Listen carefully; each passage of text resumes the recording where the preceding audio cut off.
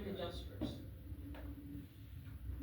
On newer trucks nowadays, you all have automatic adjusters. Gold cylinder at each wheel's axles, so when your brake lines begin to wear, it click, click, and puts them back into adjustment mode.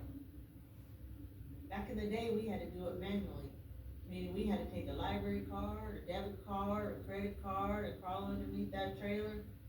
And if you could just slightly fit that credit card in between your brakes, drums, and linings, they were out of adjustment. And it could take, some people, they could spend hours going back and forth adjusting those brakes. Y'all don't have to do that. Like I said, you got auto adjusters that keeps them into adjustment for you. Brake drums, linings, and hoses. You'll take a look at your brake drums and linings. Brake drums securely mounted, not cracked, not broke. My linings are not worn dangerously thin, and I have 1/4 inch pad left. All my hoses to and from. No abrasions, no bulges, and not leaking. All bolts and nuts in place and tight. You're gonna test your low warning signal. So you're gonna park on level ground, place your vehicle into neutral, you turn your truck off, and you turn it back into auxiliary mode. So to test my low pressure warning device,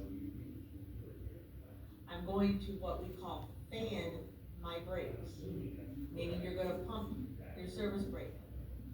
You're depleting the air in your air storage tanks to check to make sure your low pressure warning device comes on.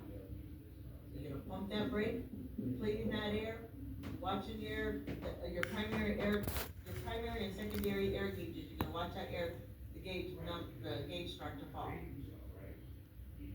Once it's at or around 60 PSI, the light and buzzer on your dash will come on. Beep. So how are you gonna check your emergency brakes? You're gonna continue to fan those brakes down. Pump, pump, pump, pump, pump, pump, pump. You're depleting that air, watching those needles fall. Once it drops down between 45 and 20, these are your emergency brakes. Meaning they're going to pop out, they're going to set. Okay?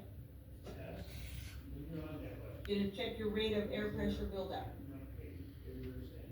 You're gonna start that vehicle back up.